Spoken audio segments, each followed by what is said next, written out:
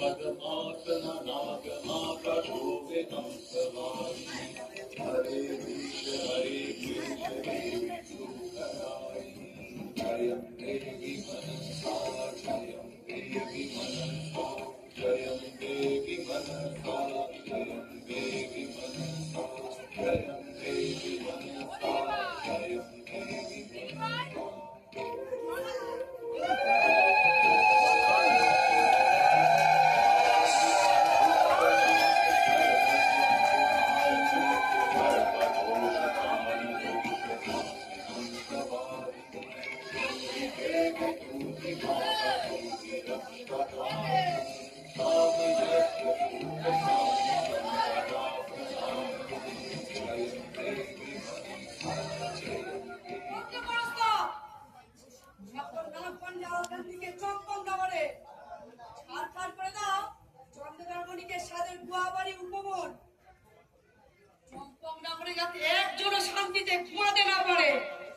শেষ করে দাও চন্দ্রদর্পণীকে সাদে চম্পক নগরী।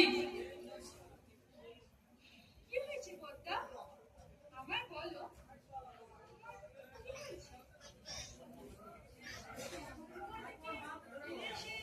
শিবসুধা দেবীর কি রূপ? মায়ের কাছে মুখগুলো টেনে টেনে বল। অপমান করতে কি কিছু বাকি রেখেছে? টপ করে দিলে পারে। আমি তার কাছে গিয়েছিলাম আমার পূজার প্রস্তাব নিয়ে। কি বললো তাহলে শোনো নিজের কানে। ওম নমঃ শিবায়, ওম নমঃ শিবায়। হে প্রভু সুরপানি, জগতের নাথ, রক্ষা করো আমার স্বামীর চম্পক নগরী, আমার 6 পুত্র, আমার পরিবার। সারা জীবন যেন তোমার এই কনিষ্ঠ ভক্ত হয়ে থাকতে পারি, এই আশীর্বাদ করো প্রভু। সেই শিশুকাল হতে তুমি ছাড়া আমি আর কিছু জানি না।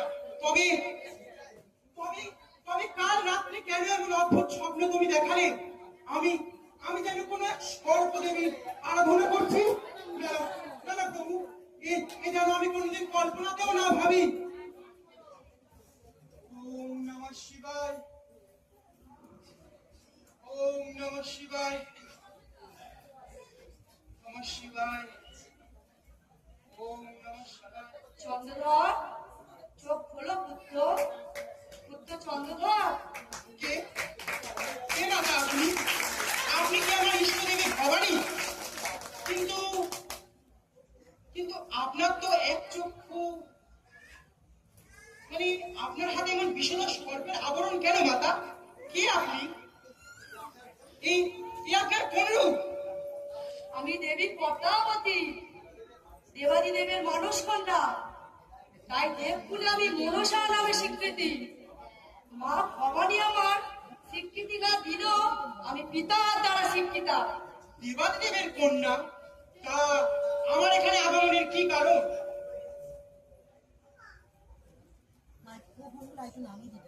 কারণ আছে বই কি, দেবাদি দেবের আদেশ। কি আদেশ প্রভুর? তুমি পুত্র পুজিলে মোর দান পাবো স্বর্গ মন্দিরে। অসম্ভব! কেন অসম্ভব? যে হাতে পুজেছি আমি শিব সুরপানি, সে হাতে পুজিব কিনা চেঙ্গুরি কানি। চন্দ্রধর! চেঙ্গুরি কানি! এই চন্দ্রধর মণি কখনো কোনো নিজ জাতি কানির পূজা করবে না। ভুল করছো তুমি চন্দ্রধর। আমাকে লাগে কোনো সুফল হবে না। রাজবশত আমি দেবী ভবানীকেও দংশন করেছি, তাই তিনি সেই দিকে আমার রাত থেকে সাবধান থাকে। মৃত্যুকে ভয় করে না চম্পক নগরের অধীশ্বর চন্দ্রধর মণি।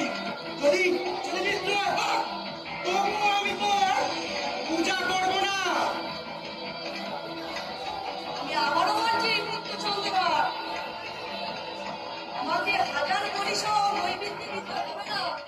শুধু আমার ঘরে একটি রক্তিম জগতের কথা, তাকেই আমি তুষ্ট। কখনোই না। যা যা চলে যায় এখান থেকে। আবার যদি তোকে কখনো আমি দেখি তাহলে তাহলে তোকে আমি শেষ করে দেব। চন্দ্রধর! তবে তুমি তৈরি হও। একে একে সবকিছু আমি কেড়ে নেবো, নিয়ে পথে কাল করে দেবো। আর তোমার এই ছয় পুত্রকে আমি একে একে সব কটাকে কেড়ে নেবো।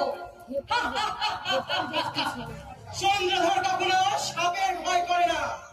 যতক্ষণ আমার কাছে আমার পৃথ্বী প্রদত্ত মহাজ্ঞান আছে, ততক্ষণ আমার তুই কিচ্ছু করতে পারবি না। চেঙ্গুরি কানি। ঠিক আছে, তবে তুমি প্রস্তুত থাকো চন্দ্রধর। আজ থেকে চম্পকনগরের ভাগ্যাকাশে নেমে আসবে এক ভয়ঙ্কর নাগদেবীর বিশেষ ধ্বংস। মাথাটা উঁচু হয়ে গেছে ওদের। এরপরেও তুমি আমাকে সন্তুষ্ট করতে পারতা? এই কাজে তুমি আমাকে সাহায্য করতে পারো রাজকুমারী। পিতার দেখতে হতে জন্ম তাই আমি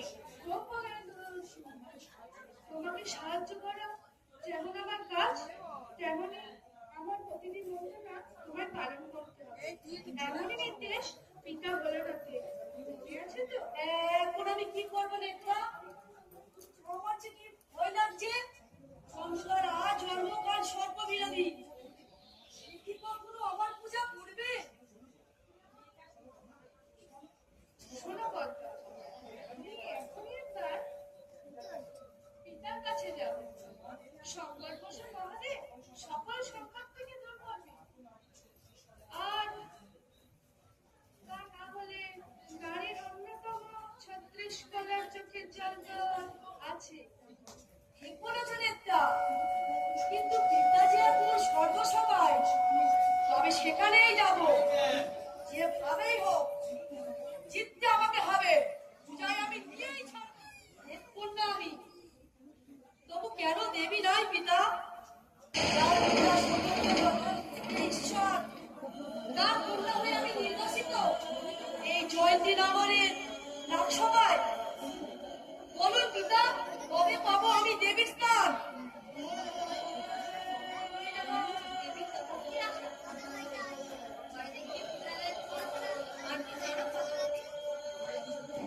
আমার এতটুকু কে নষ্ট করেছে মাতা? আপনি। জন্ম থেকে তো আমি অঙ্গহীন ছিলাম না।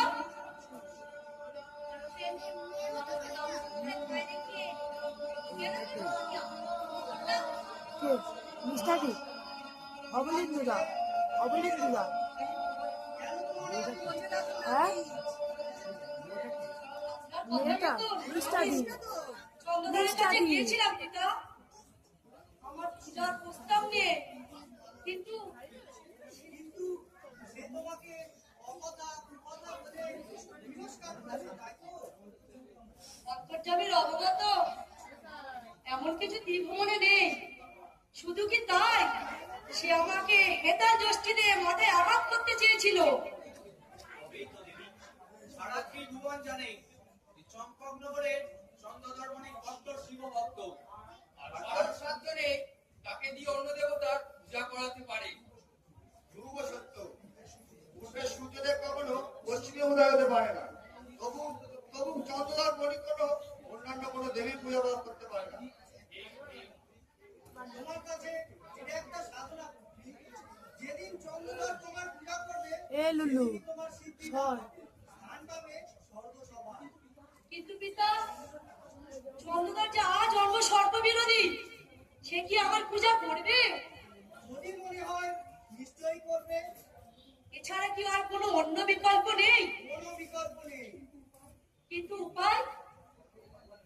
ভক্তের ভগবান হবে পদ্মা, ভয় দেখিয়ে ভর্তি করে কিচ্ছু আদায় করা যায়। মেঘের বসে ভক্তকে দেখবে, ভক্তই তোমাকে দেবে জ্ঞান। উষা অনিরুদ্ধ প্রস্তুত প্রভু, আপনারা আজ্ঞা দিলে তথাস্তু। এখন আপনি আসুন দেবী। এই অমরাবতীর আইন অনুসারে আপনি এখানে থাকতে পারেন না। এত বড় অপমান! আমি তো দেবী হবই, সে যে কোনো প্রকারে, বিবাহ করুণায় বা বিশেষ দংশনে। মধুর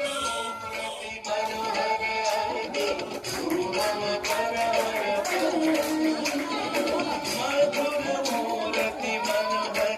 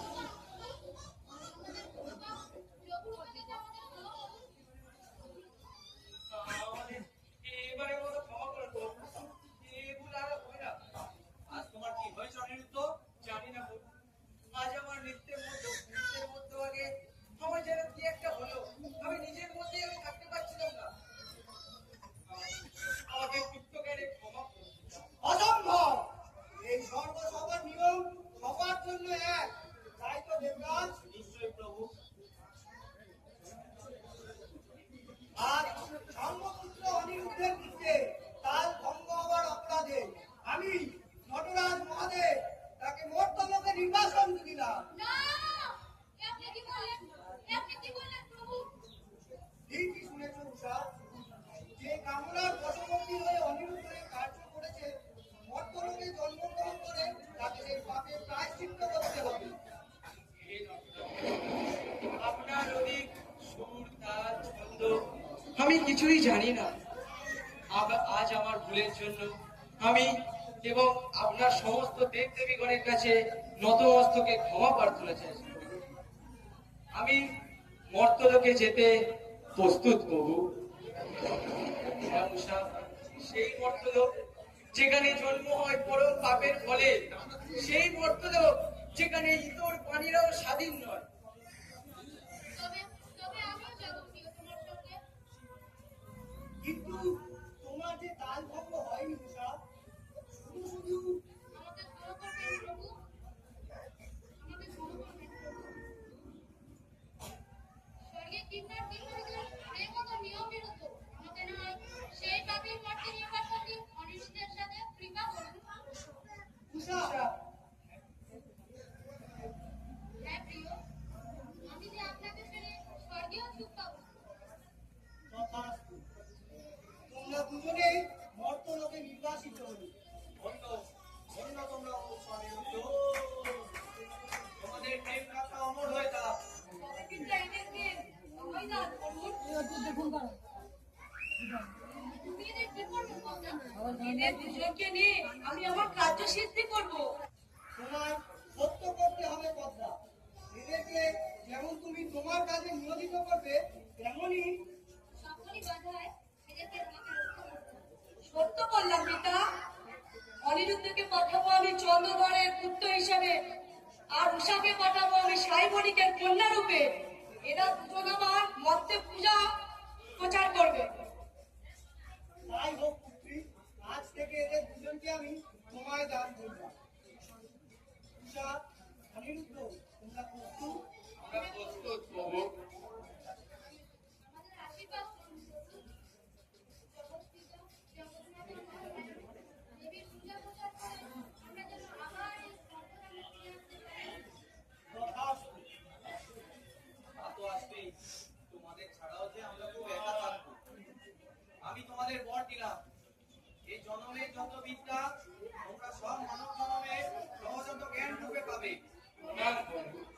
আমি কালান্তর চক তোমাকে বর দিলাম উষা। তুমি এই জন্মে সমস্ত ঘটনাচক্র আপনি নিয়ে জন্মাবে, অর্থাৎ রাতিশ্বর জন্মগ্রহণ করবে। প্রণাম প্রভু। আমি অগ্নিদেব তোমায় বর দিলাম। উষা, অগ্নি কখনো তোমাকে স্পর্শ করতে পারবে না।